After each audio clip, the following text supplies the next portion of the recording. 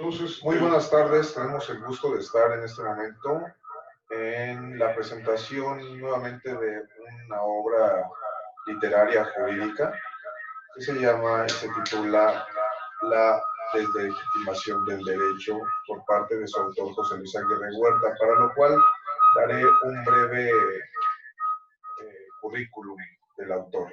José Luis Aguirre Huerta es doctor en Derecho por la Universidad Nacional Autónoma de México, especialista en Derecho Penal y Derecho Familiar por el Instituto de Formación Profesional del Tribunal Superior de Justicia del Distrito Federal. Dentro de su desempeño profesional, ha sido funcionario como agente del Ministerio Público de la Procuraduría General de Justicia del Estado de México. Ha laborado en el Tribunal Superior de Justicia del Estado de México. En el Tribunal Superior de Justicia del Distrito Federal se desempeñó como asesor de la presidencia del tribunal. Fue también subdirector de la Oficina Central de Notificadores y Ejecutores, director del Archivo Judicial, juez penal del Poder Judicial del Distrito Federal. Dentro del ámbito académico, ha sido profesor universitario con ejercicio de la docencia durante más de 40 años en las instituciones diversas como Universidad Nacional Autónoma de México, Universidad Autónoma de Ciudad Juárez, Universidad Autónoma de Yucatán, Centro Universitario de Tijuana con radicación en Ensenada, Baja California, en el Instituto Nacional de Ciencias Penales, en la Barra Nacional de Abogados de la Ciudad de México, así como en el Instituto de Formación Profesional de la Procuraduría General de Justicia en el Estado de Tabasco. De igual forma, en el Instituto de Formación Profesional de la Procuraduría General de Justicia del Distrito Federal, así como en el Instituto Politécnico Nacional, el Centro Cultural Universitario con radicación en Ciudad Juárez, Chihuahua, y actualmente funge como presidente de la Barra Interamericana de Derechos Humanos. Como él se define, es un epígono de su propia conciencia, un discípulo de su propio actuar. Dentro de sus obras publicadas se encuentra El espectáculo del derecho penal, una visión delirante, el libro Introducción al estudio del derecho, el derecho laboral, y el libro y la obra que hoy nos ocupa, que es La deslegitimación del derecho, editada por Cubillos. Ha sido también conferencista en diversos foros, ha pronunciado diversas conferencias en la Procuraduría General de Justicia del Estado de Baja California, en la ciudad de Mexicali, en la Universidad Nacional Autónoma de México, en el Instituto Nacional de Ciencias Penales, en la Universidad Autónoma del Estado de Yucatán, en el Centro Cultural Universitario de la Ciudad Juárez, Chihuahua, en el Instituto de Formación Profesional de la Procuraduría General de Justicia del Distrito Federal, y actualmente elabora un trabajo sobre la proyección y el futuro del derecho penal en el mundo contemporáneo. Sin mayor preámbulo, le doy el uso de la palabra al maestro José Luis Aguirre Huerta. Maestro, por favor. Muchísimas gracias. Agradezco de antemano las palabras que me ha brindado en esta tarde el maestro Alejandro Belmont, Pacheco Belmont, quien siempre me ha honrado con su amistad y a mayor abundamiento me hizo el honor y el favor de prologar el libro La deslegitimación del derecho. Este texto abarca una gran preocupación de mi parte en cuanto a la existencia del derecho.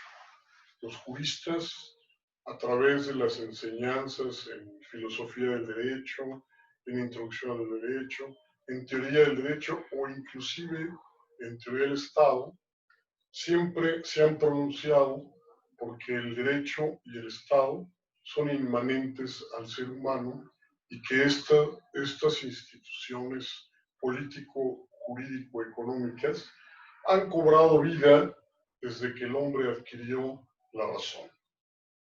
Nos han dicho siempre que memoricemos la definición de derecho en cuanto a un conjunto de normas impuestas por el Estado para regular la conducta del hombre en sociedad, y que estas normas detentan el carácter de impero atributivas, es decir, que lo mismo que conceden derechos, atribuyen obligaciones, que hay una dualidad en cuanto a la imposición de las normas jurídicas. Sin embargo, en esa tesitura, la inquietud de mi parte ha sido tratar de plasmar a los estudiosos del derecho o a las gentes preocupadas por esta rama que el derecho no ha sido parte del ser humano, que el derecho cobra vida a partir de los romanos. El derecho romano, el derecho esclavista, es el que le da función y funda la existencia del derecho y del Estado. Antes de la época esclavista del derecho romano o del derecho griego en el mundo occidental, no se conocía esta institución, es decir, existía un cúmulo de comunidad primitiva en donde las normas podrían ser de carácter religiosas, de carácter de uso, de costumbre, pero no propiamente de derecho. Esta institución surge aparejada con el Estado e impuesta efectivamente por el Estado, pero simplemente para justificar la existencia del poder. Es decir, el poder se representa por medio del gobierno y el gobierno también tiene la función de representar los intereses de una clase social dominante o imperante, que en este caso eran los patricios. Los patricios se consolidan como propietarios del ejercicio del poder y del derecho a partir de su vocación militar. Es decir, la vocación de los patricios era de ejercer una hegemonía sobre el resto de las sociedades, apoderarse de los prisioneros de guerra, que los convierten en esclavos, y estos esclavos son los que se van a dedicar a la productividad, a la producción agrícola, a los trabajos que se requieren precisamente para la producción de riqueza social. El patricio de ninguna manera podría aceptar el trabajo en la agricultura, ¿no? Entonces, en este orden de ideas, los señores esclavos son, digamos, los objetos sociales y económicos de pertenencia del patricio. El patricio detenta facultades de vida y de muerte sobre el esclavo, porque pues, existe un comercio, se les considera como cosas. Ustedes han estudiado a la perfección digamos, las instituciones del derecho romano en las que se le reconoce el carácter de cosas parlantes a los esclavos, en donde se reconoce la venta y la compraventa de los señores esclavos, y no solo eso, sino el derecho del esclavista de vida y muerte sobre sus esclavos. En ese momento es cuando aparece la explotación del hombre por el hombre, el apoderamiento del trabajo esclavo, y no solamente el apoderamiento del trabajo esclavo, sino del esclavo mismo y de su descendencia. Tal escenario nos permite, digamos, contemplar la necesidad de unas normas, de un juego de normas y de estatus que corroboren, que justifiquen la existencia de la esclavitud. Estas normas se conocen como normas de derecho que el Estado esclavista impone y que además le otorga plena legitimidad a la existencia de la esclavitud. El proceso es un proceso un poco largo porque va a llegar el momento en que las relaciones económicas productivas, las relaciones económicas sociales y políticas son las que impactan directamente en la transformación del derecho esclavista para convertirlo en un derecho feudal. Es decir, cuando surge el florecimiento de la esclavitud, nos permite la creación de un derecho romano esclavista. La decadencia de la esclavitud nos permite la evolución del derecho esclavo para dotar de instituciones jurídicas a los esclavistas y al Estado en sí mismo de justificar la posibilidad de liberar a sus esclavos. Evidentemente que surgen una serie de instituciones jurídicas entre las que se conoce como por razones de gratitud o por razones de amistad y razones inclusive de falta de calidad en la explotación del trabajo que permiten a los esclavistas liberar a sus esclavos, manumitirlos bajo ciertas condiciones.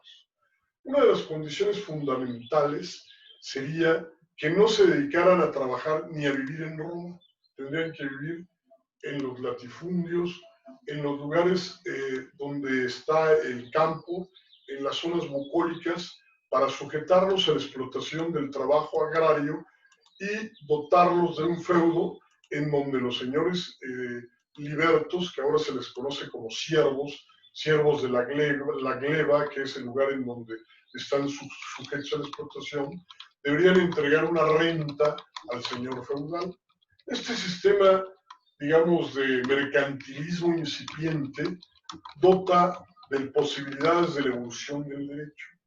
Igual puede suceder en el capitalismo mercantilista, en donde florece precisamente las relaciones mercantiles de comercio, de la venta de todo tipo de mercancías producidas en relaciones de explotación semiesclavistas feudales, y en donde surgen ya el manejo de la fábrica, la apropiación del trabajo del obrero, que se le conoce como plusvalía, y aquí ya este nuevo modelo económico impacta directamente en estatuir una nueva forma de instituciones jurídicas, una nueva forma de derecho.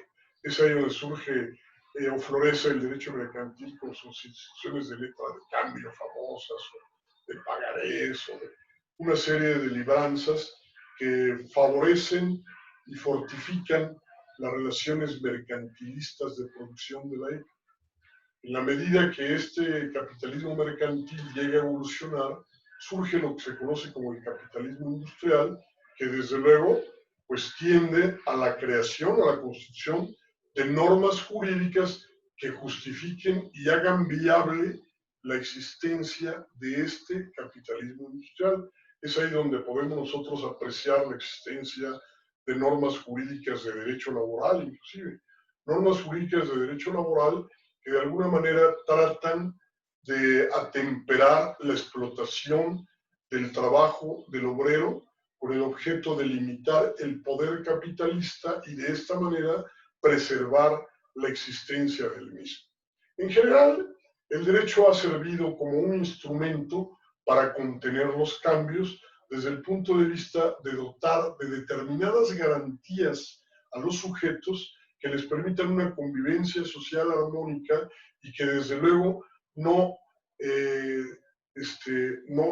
logren los dueños del capital, los grandes empresarios o la burguesía imperante, no logre que las contradicciones de clase se puedan volcar en perjuicio del poder mismo. Es decir, que para poder detentar el ejercicio hegemónico es importante limitarlo. Para que el poder preexista es necesario limitarlo de tal manera que no se agudicen las contradicciones de clase y se logre la precipitación de los cambios. En general, este libro contiene aspectos sociológicos, aspectos de carácter ético o axiológico, y desde luego fundamentalmente de filosofía del derecho, bajo las diferentes corrientes del pensamiento, digamos, de la filosofía jurídica, que nos permita determinar o vislumbrar la forma de justificar la existencia de esta institución jurídica. El libro es recomendable desde el punto de vista de un análisis diferente a la justificación, existencia del derecho y por qué el derecho no es más que un instrumento de legitimación de la clase en el poder para preservar su ejercicio.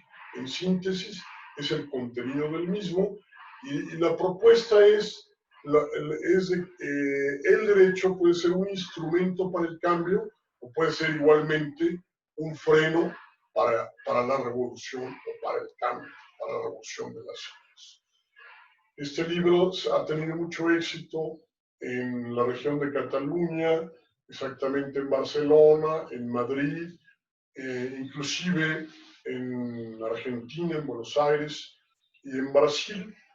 a través de su difusión acertada por parte de la editorial, en este caso Marcel Pons, que es la librería que lo ha estado difundiendo, y por ser obra nuestra, desde luego es muy recomendable. ¿Alguna duda, alguna aportación? Estamos para servir. A ver, una pregunta. ¿No? Maestro, dentro de su obra, La deslegitimación del derecho como tal, ¿de qué manera usted cree que se podría o se debe o se daría la legitimación entonces, a contrario sensu, del derecho para el servicio del Estado como debe de ser y para que funcione un país, una nación dentro de el régimen jurídico y se establezcan las normas del debido proceso y se lleve a cabo un Estado de Derecho propiamente, por decirlo de alguna manera? Pues evidentemente el ejercicio del derecho existe por parte de las autoridades judiciales, es decir, el Poder Judicial es el operador de la administración de justicia. Los abogados son pilares fundamentales en el ejercicio del derecho y en la medida en que se logre plasmar el garantismo constitucional, y no nada más el garantismo constitucional, sino los derechos humanos en sentido pragmático, a la dignidad de estos derechos, en esa medida vamos a poder tener avance y un soporte contra la arbitrariedad. Sin embargo, si nosotros tenemos que nuestras constituciones latinoamericanas obra evidentemente una serie de garantismos, una serie de derechos y de facultades que le son inherentes al hombre y al ciudadano, y que estos derechos y estos garantismos constitucionales son dignos de la envidia de cualquier constitución europea, pero que en la práctica no son más que un adorno, un eufemismo o una enciclopedia de grandes aspiraciones que no se pueden producir o no se pueden encarnar por las deficiencias de que el Poder Judicial sea un instrumento de la clase en el poder, pues en ese sentido no vamos a poder nosotros detentar el garantismo que merece nuestro país, nuestros compatriotas, porque una cosa es lo que se plasma en sentido subjetivo dentro de la enciclopedia jurídica o dentro de los tratados jurídicos, y otra cosa es la práctica que puede ser distorsionada o quebrada la vara de la justicia en función directa a los intereses que permean dentro del Poder Judicial y que se constituye este último en un instrumento de la clase en el poder. Es ahí en donde la vara de la justicia se dobla. Ya lo decía Miguel de Cervantes en el Quijote. Mira, Sancho, te voy a entregar esta isla para que la gobiernes. Y lo primero que vas a hacer es que no vayas a doblar la vara de la justicia ni con la lágrima de los pobres, ni con las dádivas de los ricos, porque entonces quebrantas el espíritu de la ley. Eso es fundamental. En principio, en un sistema de cosas en donde no se puede cambiar en una forma profunda o en una forma definitiva el sistema, el derecho que nos sirva como baluarte, como muro, como instrumento de defensa legítima de cualquier ser humano, en un estado en el cual ese ser humano pueda invocar de una manera más práctica, digamos, de más accesibilidad, el garantismo constitucional y los derechos humanos, porque nosotros recordamos que el derecho de amparo lo han hecho de una manera muy complicada, de una manera difícil de penetrar por parte del pueblo, hasta con palabras rebuscadas por parte de nuestro querido Nacho Burgoa, para dificultar o para encriptar el conocimiento del derecho de amparo y que no llegue al pueblo. Es decir, no se trata de que nuestros señores jueces de amparo se constituyan en doctores en improcedencias, que porque una coma de nuestra demanda esté mal insertada.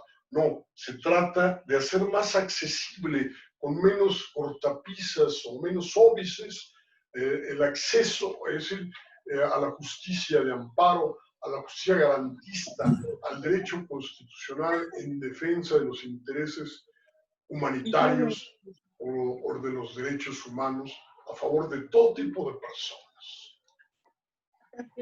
No sé cómo está la pregunta. Sí, sí, maestro. Actualmente, ¿qué tan actualizada está su obra con el México que vivimos? Es decir, actualmente vemos que tenemos un gobierno que prácticamente ejerce una monarquía constitucional, ya que tiene el control de los tres poderes, el poder ejecutivo, el legislativo y el judicial. Y por ende, me gustaría saber de esta forma si el aparato judicial como tal está llevando a cabo las funciones para lo cual fue creado o continúa en esta misma situación de servirle al Estado y no a los gobernados. Bueno, sucede que el estado de cosas del sistema político mexicano no ha cambiado en muchos años por razones de que el poder ha logrado, digamos, traspalarlo de una persona que enmascara un rostro con respecto a otra persona que enmascara otro. Es decir, los partidos políticos no tienen un proceso ideológico definido, sino de lo que se trata es que al político lo disfrazan de diversos colores, verde, blanco y colorado, azul o blanco, o el moreno del Instituto Politécnico Nacional, de acuerdo a un análisis mercadológico y antropológico de las condiciones sociales imperantes y de cuál es el proceso de pensamiento del elector. En base a esa captura de la costumbre o del manejo antropológico y mercadológico del elector, es como se presentan los políticos disfrazados de colores.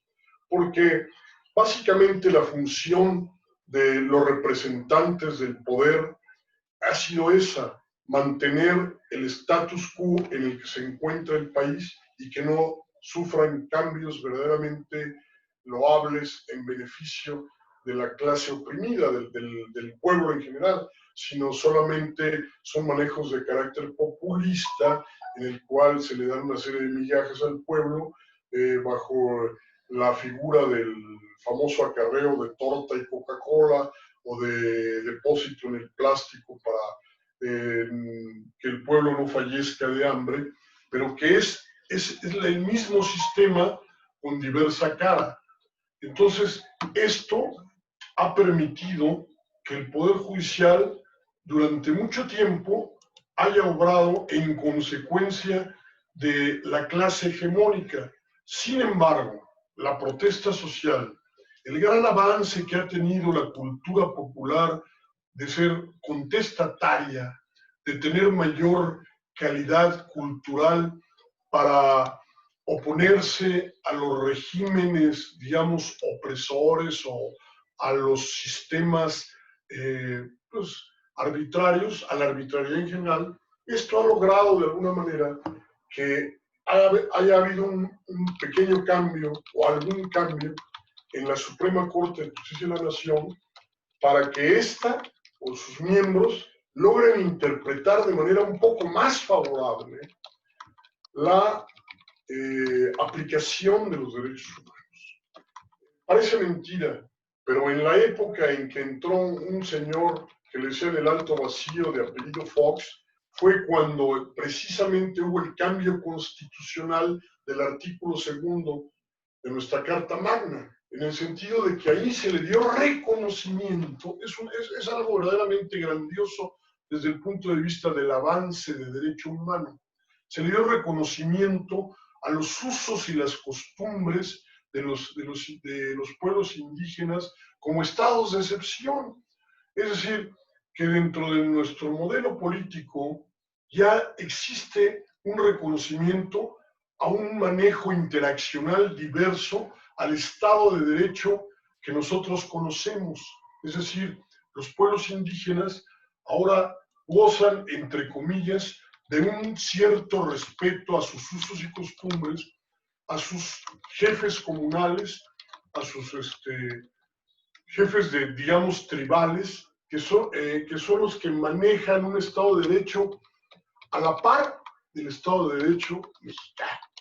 Es decir, los menonitas, por ejemplo, en el estado de Chihuahua, tienen sus usos, sus costumbres, sus formas paralelas y diversas al Estado de Derecho que conocemos. Entonces, este tipo de reconocimientos nos han permitido observar que el derecho como lo conocemos no es absoluto ni es perenne, sino que puede evolucionar de una manera tal que tienda a desaparecer como un derecho de la clase dominante y que se imprima un manejo de instrumentos que no son propiamente jurídicos, sino de uso y de costumbre en las diversas comunidades que sí se oponen al ejercicio del derecho público mexicano que conocemos como institucional. Por ejemplo, ahora tenemos, hablando más o menos conforme a las circunstancias que se nos presentan, tenemos el problema del Tren Maya, que de conformidad con los grupos de las etnias de la península yucateca, se oponen de una manera definitiva a la intrusión de este mecanismo de viabilidad o de vialidad, porque afectan sus comunidades, sus tierras, sus propiedades ejidales, comunales, su entorno ecológico, acaban con la fauna y con la flora.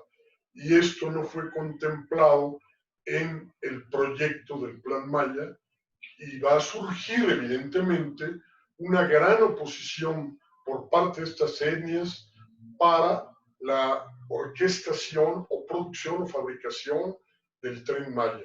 Vamos a ver cuál es la capacidad de respuesta del régimen frente a estas comunidades autónomas que le están imponiendo un régimen estatal e institucional y que ellas son un muro de contención frente al fratricidio que implica el ecocidio de esas zonas de la península de Yucatán.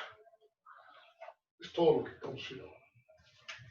Dentro de este comentario último que usted acaba de referirse en cuanto al Tren Maya, no solamente nos viene a la mente el Tren Maya, nos viene a la mente Dos Bocas, nos viene a la mente el aeropuerto de Santa Lucía, nos viene a la mente diferentes actuaciones del Ejecutivo que no sé si concuerde con un servidor, que han vulnerado el Estado de Derecho, la normatividad para cumplir sus caprichos, sin mencionar que ha coaccionado también al Poder Judicial, el cual obra en sus manos y ha puesto a actores en ese lugar para beneficio propio.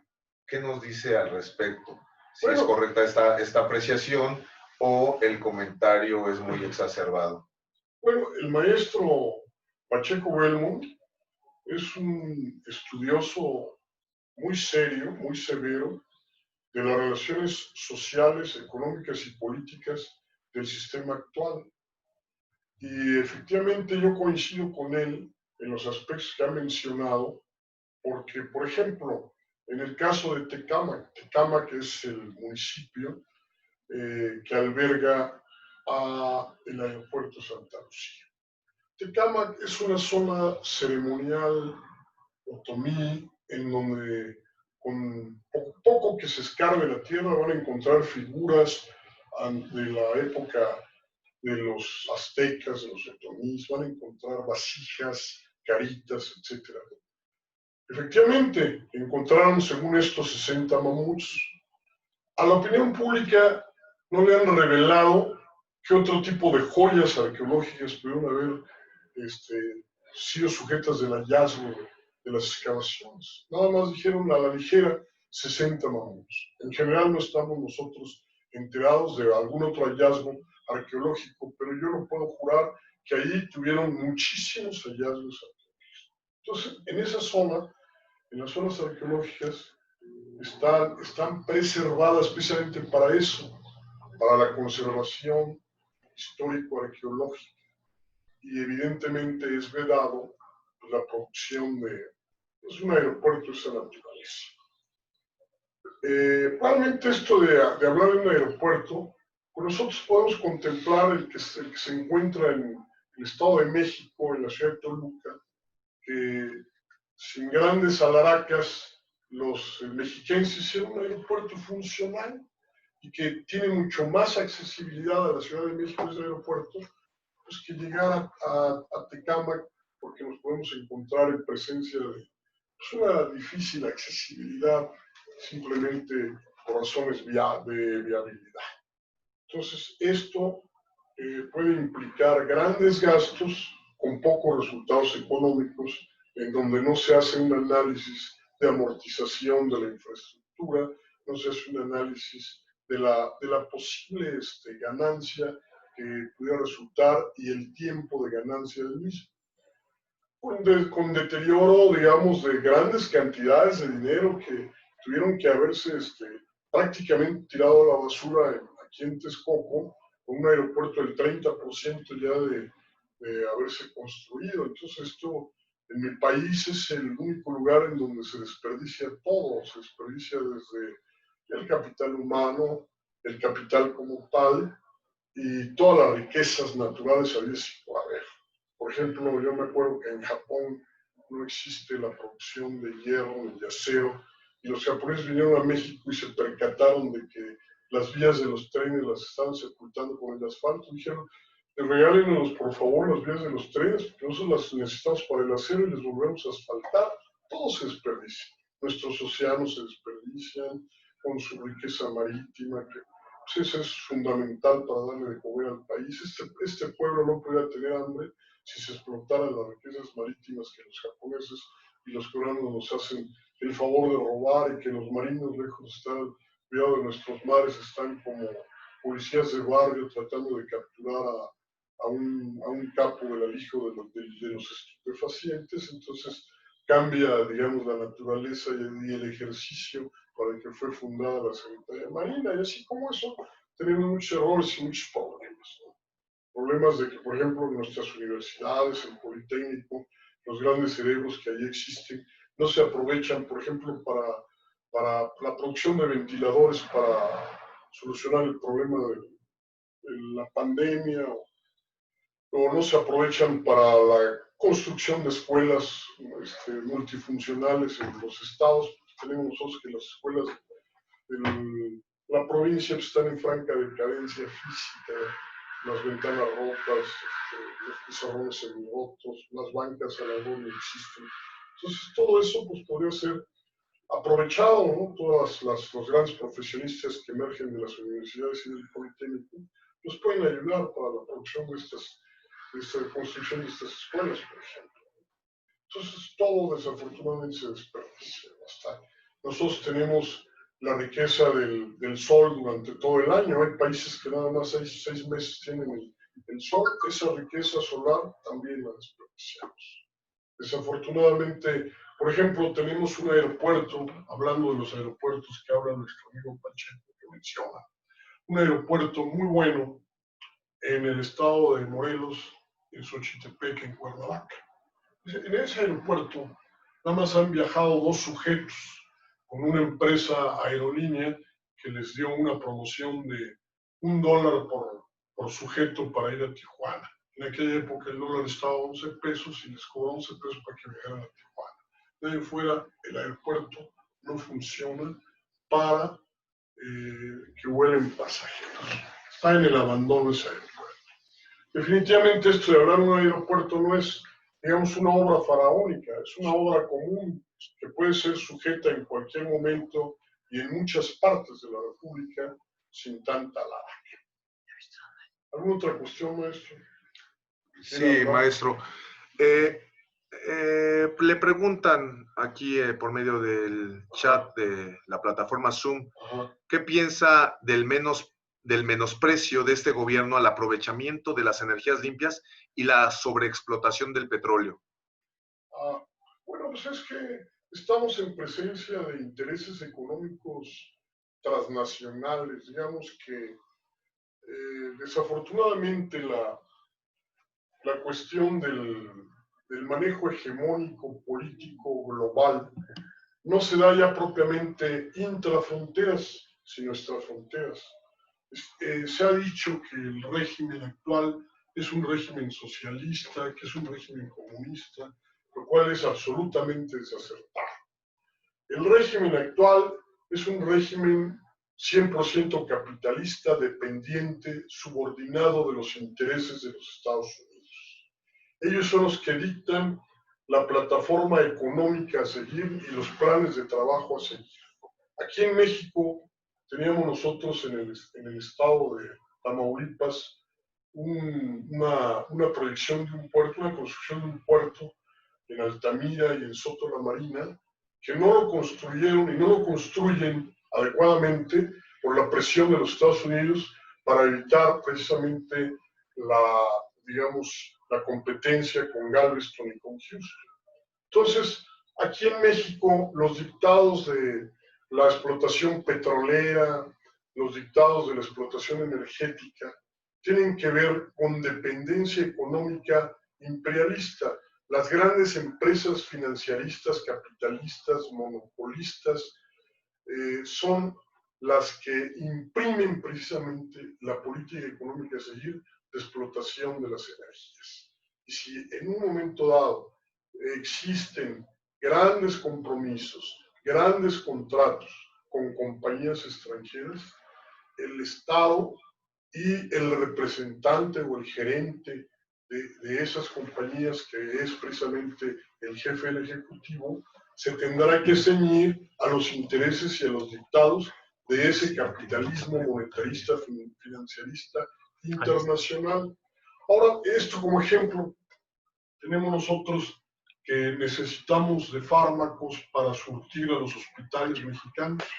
No se atreve el Estado mexicano a producir o construir un laboratorio farmacéutico estatal que sirva para satisfacer las necesidades de los hospitales mexicanos. ¿Por qué? Pues porque él representa los intereses de un sistema global de explotación financierista, monetaria y mundial, y que en un momento dado, para haber accedido a su condición de jefe del Ejecutivo, necesariamente se tuvo que haber sujetado a esa serie de convenios, a esa serie de convergencias o de acuerdos con el sistema monetario internacional. Especialmente con el representante de los intereses imperialistas norteamericanos, que es el señor Trump. En el momento en que, vamos a poner un ejemplo de esta sumisión, el jefe del Ejecutivo dijo, no, que pasen los inmigrantes centroamericanos libremente, y los pasó y todo. Ya que orquestó un problema a los Estados Unidos, llegó Trump, le jala las orejas y habla con el canciller de Relaciones Exteriores para decirle, no, tú me vas a hacer una Guardia Nacional como muro y me vas a frenar la afluencia de los migrantes centroamericanos. ¿Qué tuvo que decir? Sí, señor, lo que usted ordena. Porque de otra manera te voy a producir unos aranceles aquí en tus exportaciones que no vas a poder soportar de la competencia económica. Entonces, desafortunadamente aquí en México se hace lo que los norteamericanos dictan, y ellos son los que han dictado precisamente esta forma de explotación de las energías sucias. Cuando el mundo desarrollado ya está pensando en la explotación de energías limpias con mucho menor costo de producción y con mayor beneficio en cuanto a ganancia o utilidad, aquí estamos nosotros en la época de las cavernas, en el manejo de las energías sucias. Veamos, por ejemplo, en el estado de Veracruz, allá en Costa Verde, tenemos una planta energética que amenaza con una explosión brutal que pudiera acabar con medio estado de Veracruz, y sin embargo funciona la termoeléctrica. Y así nosotros tenemos que se ha recomendado por miles de científicos, de técnicos, por favor, tres bocas, que yo le llamo, porque la otra boca es la del Ejecutivo, no funciona, no es productiva. Sin embargo, pues esto ya tiene intereses económicos, de convenios, de contratos con empresas transnacionales, inclusive con uno de los principales dueños del país, el señor Slim, pues para la orquestación de esta petrolera refinería, que no se ha calculado, por un lado, los factores de amortización, el tiempo de amortización, la posibilidad de demanda del producto y la posibilidad de obtener siquiera una ganancia en la comercialización del producto, porque somos suicidas en cuanto a que vamos a hacer una empresa que va a producir el litro a 10 pesos y lo vamos a vender a 5. Ese es un aspecto absolutamente suicida. Maestro, una última pregunta. Su opinión en relación a la nueva normalidad aperturando las actividades económicas en pleno pico de la pandemia en México, considerando que somos uno de los países con más contagios en el mundo, a la luz del derecho a la salud, del trabajo y de la seguridad pública, así como el libre tránsito. ¿Qué opinión le merece esta apertura o esta forma como pretende el gobierno mexicano darle entrada a la aparente normalidad del trabajo y del movimiento ciudadano dentro de esta gran urbe y de esta gran república? La entrada a la nueva normalidad, en términos de urgencia por parte del Poder Ejecutivo, o por parte incluso del Presidente de la República, es fundamentalmente una presión económica de los dueños del financiarismo monetarista, que son los dueños de las empresas. Es decir, hay empresas transnacionales muy fuertes a lo largo de 3.000 kilómetros de frontera que tenemos nosotros, que están en franca conexión productiva, en proceso productivo de conexión con los Estados Unidos, de tal manera que estas manufactureras, ¿verdad?, tienen necesariamente que ingresar al trabajo productivo, porque de otra manera orquestan el debacle de la producción norteamericana, principalmente en partes automotrices. Por ejemplo, en Ciudad Juárez, pues ya es urgente para las empresas transnacionales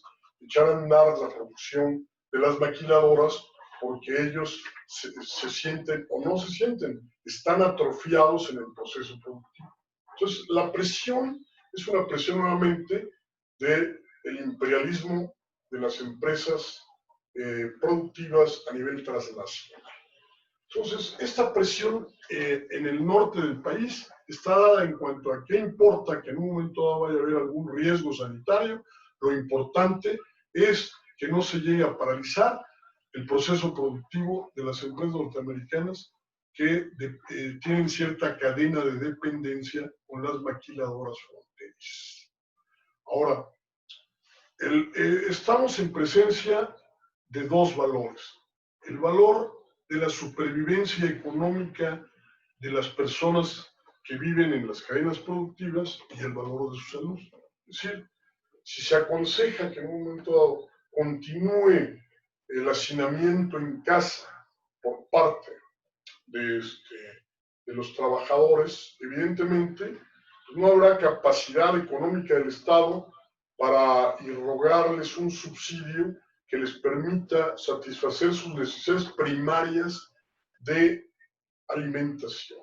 Entonces, ante la quiebra en la que nos encontramos inmersos del sistema económico, pues ya urge que la gente se incorpore a sus niveles de relaciones económicas de producción, distribución de las mercancías. Porque de otra manera estaríamos en presencia no de una revolución, sino de una revuelta nacional de franca rebeldía a las medidas de confinamiento sanitario. Entonces, la problemática no deriva de ahora, sino deriva desde el momento en que se presentó los primeros brotes de pandemia, en donde el señor presidente, con desafortunados comentarios, no hizo absolutamente nada para detener el brote en nuestro país, sino que dijo que con el detente, con los abrazos y con los besos, íbamos a solucionar la problemática. si él hubiera enfrentado de manera preventiva el control de la pandemia y el control de su acceso a nuestro país, yo creo que otro panorama hubiéramos tenido que enfrentar y en este momento ya no tendríamos el brete de, como lo han llamado, un rebote, que no es un rebote, sino es un contagiadero tremendo a la generalidad de la población. Entonces, aquí nos encontramos frente a un dilema. O introducimos a un confinamiento a la población para evitar mayores brotes o para evitar mayor contagio, o la exponemos a que se incorpore al proceso productivo para poder satisfacer sus necesidades eminentemente primarias. Ese va a ser el problema. Ahora, y el problema mayúsculo es que no existe un modo de remedio para evitar los contagios.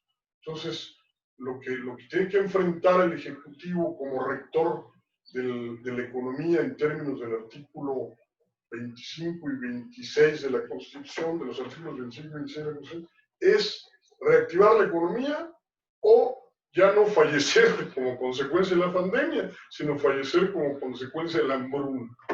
Ese es el dilema que estamos enfrentando. Muchas gracias. Le mandan muchas felicitaciones por sus aportaciones enriquecedoras, maestro. ¿Quién? Le decía Yasmín Domínguez Martín. Mándale un abrazo, una compañera del estado de Veracruz, un abrazo muy afectuoso. Sí, maestro.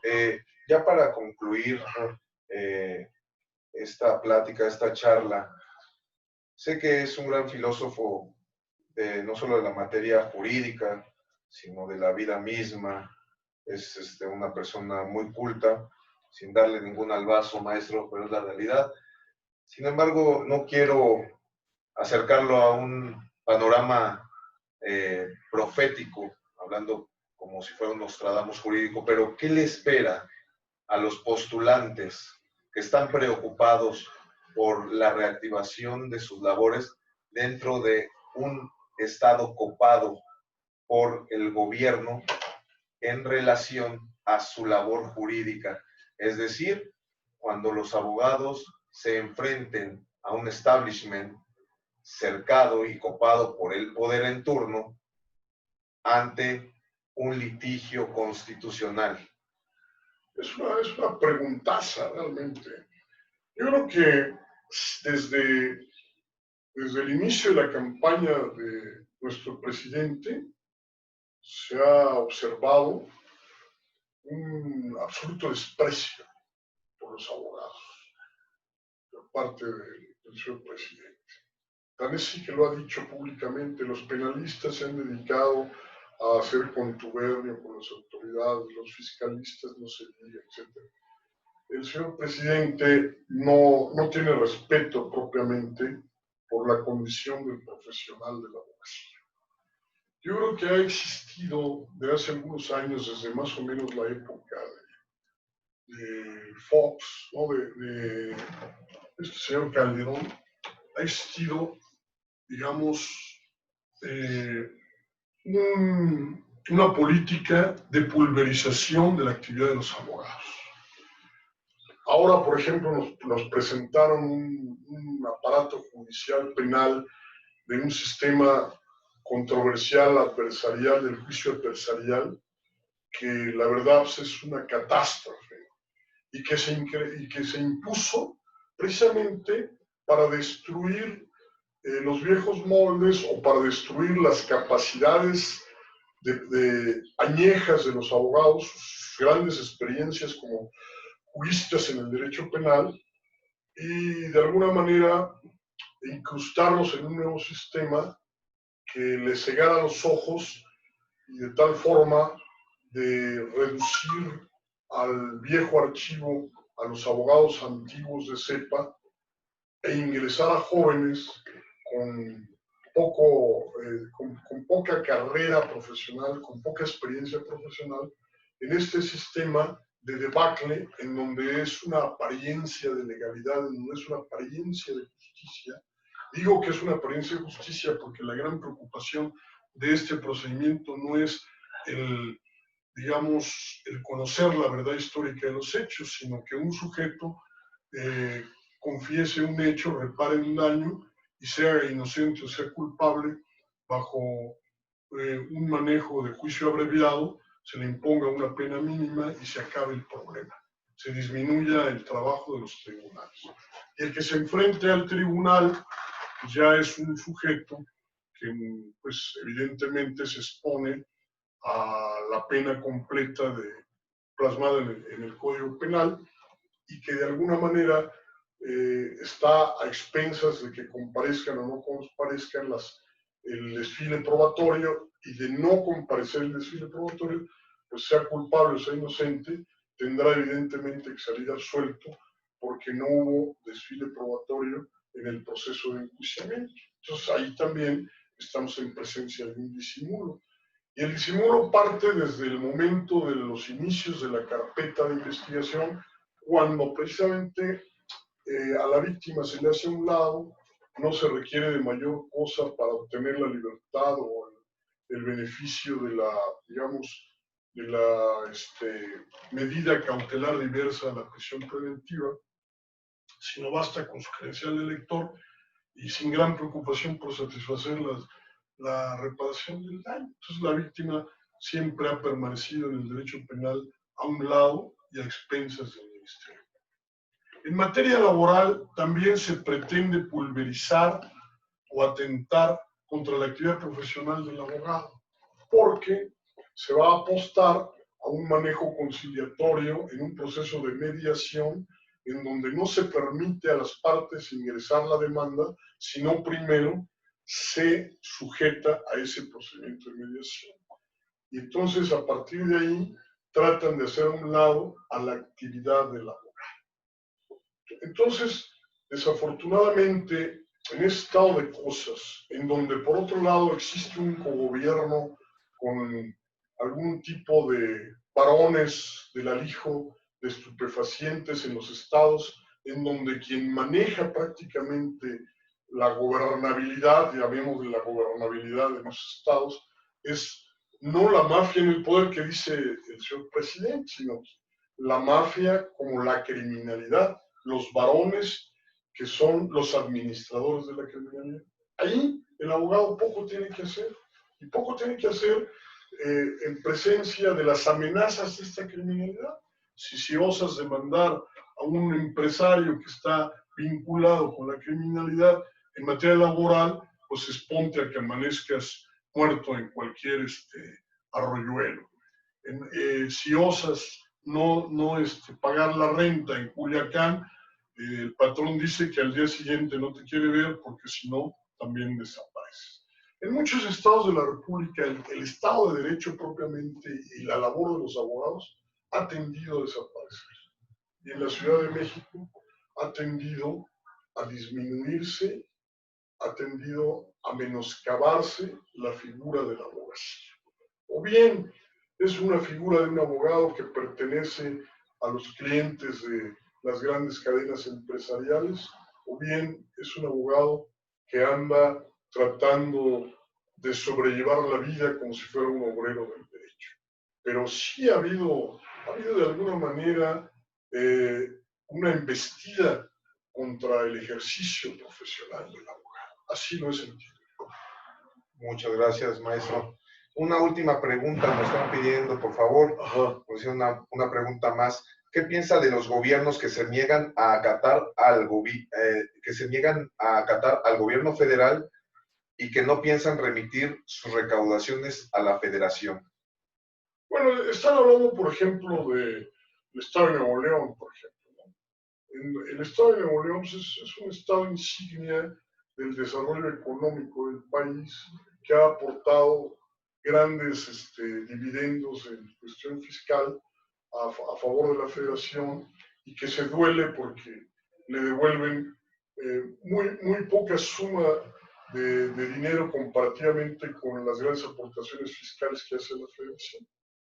Esto, en resumen, se puede decir que se trata de una aproximación a la posible balcanización del país. Es decir, la balcanización del país en cuanto a decir, bueno, pues yo soy Estado autónomo y de alguna manera no existe compensación en lo que yo aporto a la federación con respecto a lo que la federación me aporta.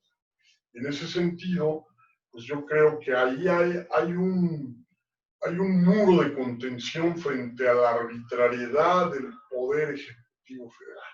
Es decir, o llegamos a un convenio, ¿verdad? Los señores gobernadores son 7 de la región norteña de mi país, llegamos a un convenio con la Federación en el sentido de que haya auténticos aportes al desarrollo de nuestros estados, o nosotros nos autoadministramos en nuestros recursos, porque hemos tenido la capacidad de hacerlo, porque si nosotros vemos a Monterrey, bueno, pues, haz de cuenta que te encuentres en San Antonio en cuanto a desarrollo infraestructural, nada más. Entonces, evidentemente, es un muro de oposición y de contención a cualquier mecanismo de arbitrariedad en el manejo, digamos, irracional de los recursos nacionales. El manejo irracional de los recursos nacionales está en cuanto a caprichos de obras faraónicas y a compras de estadios beisboleros que no se justifican en el estado de cosas en los que nos encontramos. Muy bien, maestro. Pues podríamos alargarnos horas y horas escuchándole hablar. Yo creo que quedan muchas preguntas en el tintero, quedan muchas dudas, y vamos a seguir proponiéndole más foros como este. Vamos a seguir proponiéndole más enriquecimiento cultural, jurídico, que a través de estas plataformas nos permiten de manera incluso gratuita, agradeciéndole que nos transmita sus conocimientos de manera gratuita, no cobrando ni un solo peso como otros logran con los conocimientos. Le agradecemos enormemente a usted, a los participantes, y no sé si usted decir algunas palabras ya como conclusión. Primero, agradecer a Alejandro su amistad y su profesionalismo. Segundo, que no deban pasar inadvertido que sociológicamente hablando existen dos formas de control, una forma de control social informal y una forma de control social formal. El control social formal es el derecho, y el derecho está siendo rebasado por las fórmulas de control social informal, que son desde la economía, que implican relaciones sociales de producción, distribución y consumo de los bienes materiales existentes en la sociedad, hasta inclusive la moda, el deporte, la religión, que es una fórmula de control social informal estupenda, muy por encima del derecho, ¿verdad?